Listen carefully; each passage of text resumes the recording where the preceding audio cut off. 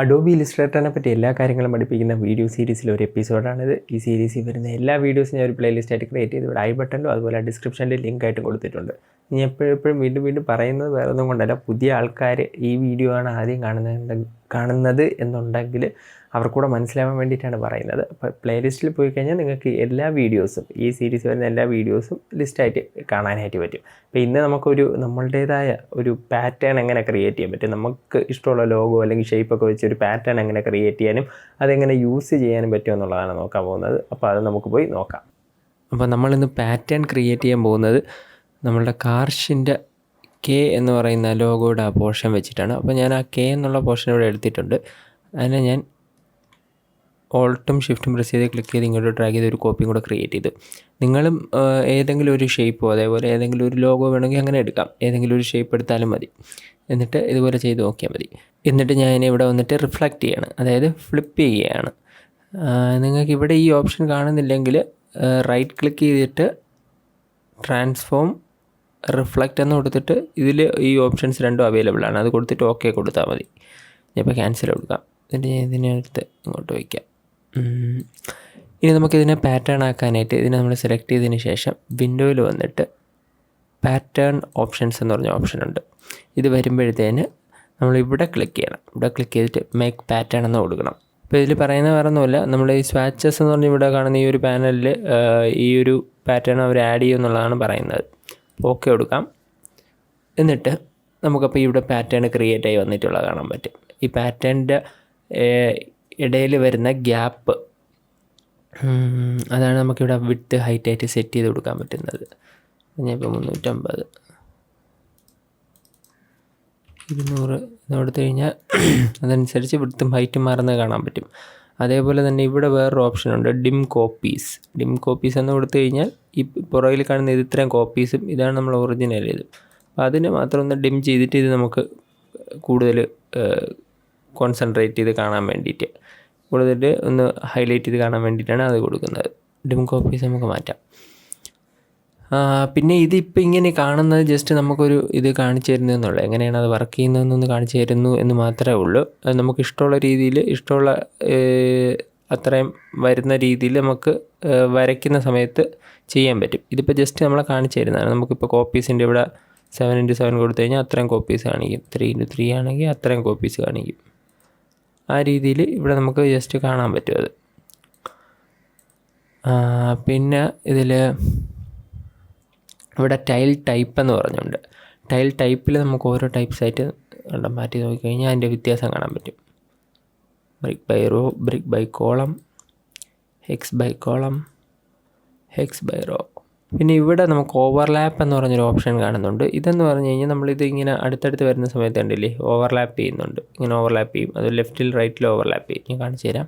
ഞാൻ ഇതൊന്ന് കുറച്ച് കഴിഞ്ഞാൽ കറക്റ്റായിട്ട് അറിയാൻ പറ്റും. ഓക്കെ, ഇപ്പോൾ ഫുൾ ഓവർലാപ്പ് ചെയ്തിരിക്കുകയാണ്. അപ്പോൾ ഇത് കൊടുക്കുമ്പോഴത്തേന് ആ ഓവർലാപ്പ് അങ്ങോട്ടും ഇങ്ങോട്ടും മാറും. റൈറ്റിലുള്ളത് മുകളിൽ വരണോ ലെഫ്റ്റിലുള്ളത് മുകളിൽ വരണോ എന്നുള്ളതാണ്. ഇവിടെ ടോപ്പിലുള്ളത് മുകളിൽ വരണോ ബോട്ടത്തിലുള്ളത് മുകളിൽ വരണോ എന്നുള്ള രീതിയിലാണ്. സെയിം കളറായതുകൊണ്ട് നമുക്ക് വ്യക്തമായിട്ട് കാണാൻ പറ്റുന്നില്ല. കാര്യം ചെയ്യാം,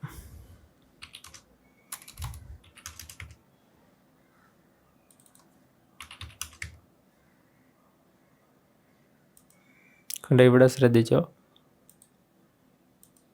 ഉണ്ടല്ലേ. അപ്പോൾ അതാണ് അവിടുത്തെ ഇത്. നമുക്കിത് ഗ്രിഡ് തന്നെ കൊടുത്തിട്ട് 250 കൊടുക്കാം.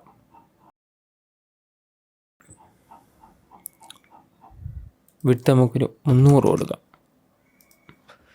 ഇനി നമുക്ക് ഇതിൻ്റെ അകത്ത് നമ്മൾ എന്തെങ്കിലും ചേഞ്ച് വരുത്തുകയാണെങ്കിൽ ഈ പാറ്റേണിൽ മൊത്തത്തിൽ ആ ചേഞ്ച് വരുന്നത് കാണാനായിട്ട് പറ്റും. ഞാൻ ജസ്റ്റ് ഇതിൻ്റെ ഒരു കോപ്പി എടുക്കുകയാണ്. അതിനെ ഒന്ന് ചെറുതാക്കി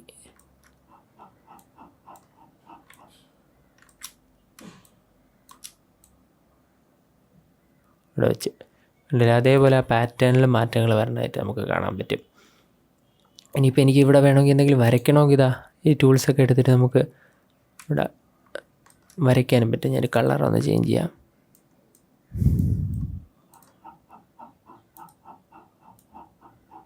കണ്ടില്ലേ, അപ്പോൾ അതെല്ലാം ആ പാറ്റേണിലും റിഫ്ലക്റ്റ് ആയിട്ട് വരും.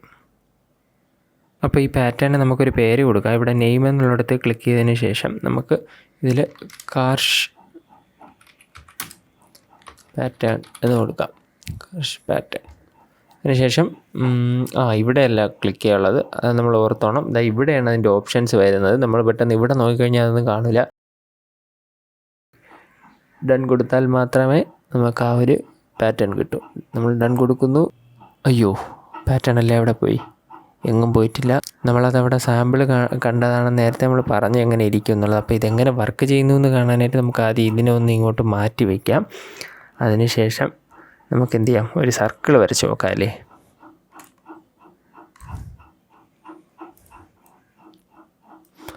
സർക്കിൾ വരച്ചു. നേരത്തെ പറഞ്ഞ പോലെ നമ്മൾ സ്വാച്ചസ് എന്ന് പറയുന്ന പാനലിൽ വന്നതിന് ശേഷം ഇവിടെ കിടപ്പുണ്ട് നമ്മുടെ പാറ്റേൺ, കാർഷ് പാറ്റേൺ. അതിൽ ക്ലിക്ക് ചെയ്യുന്നു. ആ പാറ്റേൺ വരുന്നു. അഥവാ സ്വാച്ചസ് ഇവിടെ നിങ്ങൾ കണ്ടില്ലെങ്കിൽ വിൻഡോയിൽ പോയതിന് ശേഷം സ്വാച്ചസ് എന്നുള്ളത് ക്ലിക്ക് ചെയ്ത് കഴിഞ്ഞാൽ കാണാൻ പറ്റും. ഇവിടെ ഉണ്ട് സ്വാച്ചസ്. ഇനിയിപ്പോൾ എനിക്ക് അഥവാ ഇതിൽ എനിക്ക് എന്തെങ്കിലും ചേഞ്ച് ഇനി വരുത്തണമെങ്കിൽ ഞാൻ എന്തായിരിക്കും ചെയ്യേണ്ടത്? ഇവിടെ ഫില്ലിൽ വരിക, പാറ്റേൺ ഓപ്ഷൻ സെലക്ട് ചെയ്യുക. പാറ്റേൺ ഓപ്ഷൻ ഇവിടെ ഇല്ലെങ്കിൽ വിൻഡോയിൽ പോയിട്ട് ഇവിടെ ഒന്ന് സെലക്ട് ചെയ്താലും മതി, പാറ്റേൺ ഓപ്ഷൻ. എന്നിട്ട് ഇവിടെ ക്ലിക്ക് ചെയ്ത് എഡിറ്റ് പാറ്റേൺ എന്ന് കൊടുത്തു കഴിഞ്ഞാൽ അത് വീണ്ടും വരും.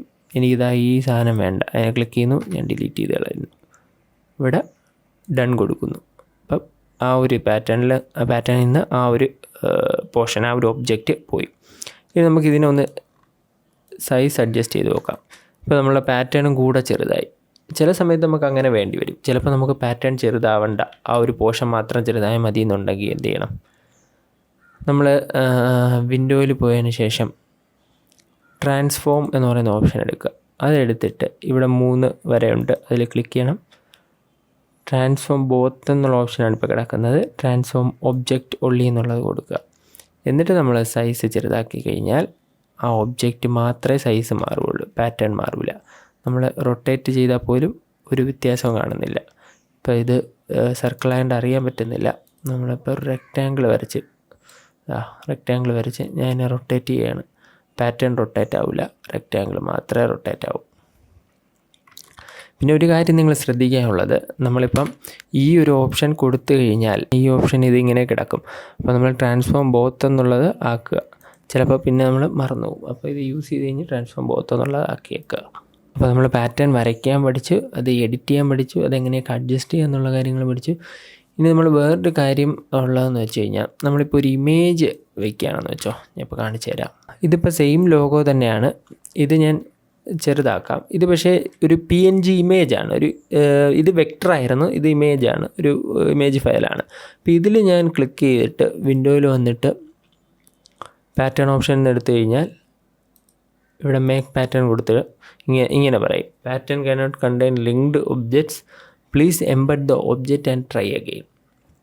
അപ്പോൾ നമ്മളിത് എംബഡ് ചെയ്യണം എന്നാണ് പറയുന്നത്. എംബഡ് ചെയ്യാനായിട്ട് ഇത് സെലക്ട് ചെയ്തതിന് ശേഷം ഇവിടെ എംബഡ് എന്ന് പറയുന്നൊരു ഓപ്ഷൻ കാണും. ഇവിടെ ഇല്ലെങ്കിൽ ഇവിടെ കാണാൻ പറ്റും. അത് ക്ലിക്ക് ചെയ്ത് കഴിഞ്ഞാൽ നമുക്കിത് ഇതിൽ എംബഡ് ആവും. എംബഡ് എന്ന് പറഞ്ഞു കഴിഞ്ഞാൽ നമ്മളൊരു ഫയലിൽ ഇമേജസ് ഡ്രാഗ് ചെയ്ത് ഡ്രോപ്പ് ചെയ്യുക, പ്ലേസ് ചെയ്യുകയൊക്കെ ചെയ്യുമ്പോൾ ശരിക്കും സംഭവിക്കുന്നതെന്ന് പറഞ്ഞു കഴിഞ്ഞാൽ ഈ ഇമേജ് കിടക്കുന്ന ലൊക്കേഷനുമായിട്ട് ഇല്ലുസ്ട്രേറ്റർ ഒരു ലിങ്ക് ക്രിയേറ്റ് ചെയ്തിട്ട് അതിനെ ഇങ്ങനെ കാണിക്കുകയാണ് ചെയ്യുന്നത്. നമ്മൾ എംബഡ് ചെയ്യുന്ന സമയത്ത് ആ ഫയലിൻ്റെ ഭാഗമായിട്ട് തന്നെ മാറും ആ ഇമേജ്. നമ്മളിപ്പം ഒരു ഫയൽ ഇമേജസൊക്കെ പ്ലേസ് ചെയ്തതിന് ശേഷം ഒരാൾക്ക് സെൻഡ് ചെയ്ത് കൊടുക്കണം. അപ്പോൾ ആ ഫയൽ മാത്രം സെൻഡ് ചെയ്ത് കൊടുത്തു കഴിഞ്ഞാൽ അത് ലിങ്ക് വഴി ക്രിയേറ്റ് ചെയ്താണെങ്കിൽ ആ ഇമേജസ് എല്ലാം പോവും. ഇല്ലെങ്കിൽ അതിൻ്റെ ലൊക്കേഷൻ കാണിച്ചു കൊടുക്കുക, അവിടെ ഓപ്പൺ ചെയ്യുന്ന സമയത്ത് പറയും. അതിന് പകരം നമ്മൾ എംബഡ് ചെയ്യുകയാണെങ്കിൽ ഇതിൽ തന്നെ ഇമേജസ് എല്ലാം കിടക്കും. ഇത് ഫയലിൻ്റെ ഭാഗമായിരിക്കും. അപ്പോൾ ആ ഇമേജസ് ഒന്നും മിസ്സായി പോകില്ല. എംബഡ് ചെയ്ത് കഴിഞ്ഞാൽ നമുക്ക് വിൻഡോയിൽ പോയതിന് ശേഷം പാറ്റേൺ ഓപ്ഷൻസ് എടുത്ത് മേക്ക് കൊടുത്തു കഴിഞ്ഞാൽ നമുക്കത് ചെയ്യാനായിട്ട് പറ്റും. അപ്പോൾ ഇത്രയേ ഉള്ളൂ കാര്യങ്ങൾ. നിങ്ങളപ്പോൾ ഇതുപോലൊരു ഷേപ്പോ ലോഗോയോ വെച്ചിട്ട് ഒരു പാറ്റേൺ ക്രിയേറ്റ് ചെയ്ത് നോക്കുക. അപ്പോൾ ഇത്രയും സിമ്പിളായിട്ട് നമുക്കൊരു പാറ്റേൺ ക്രിയേറ്റ് ചെയ്തെടുക്കാനായിട്ട് പറ്റി. അപ്പോൾ ഈ ഒരു വീഡിയോ നിങ്ങൾക്ക് ഇഷ്ടപ്പെട്ടിട്ടുണ്ടാകുമെന്ന് പ്രതീക്ഷിക്കുന്നു. ഇഷ്ടപ്പെട്ടിട്ടുണ്ടെങ്കിൽ ഒന്ന് ലൈക്ക് ചെയ്യുക. ചാനൽ ഇതുവരെ സബ്സ്ക്രൈബ് ചെയ്തിട്ടില്ലെങ്കിൽ ഒന്ന് സബ്സ്ക്രൈബ് ചെയ്യുക. അപ്പോൾ പുതിയൊരു വീഡിയോയിൽ കാണുന്നവരേക്കും ബൈ ആൻഡ് സ്റ്റേ ഇൻസ്പയർഡ്.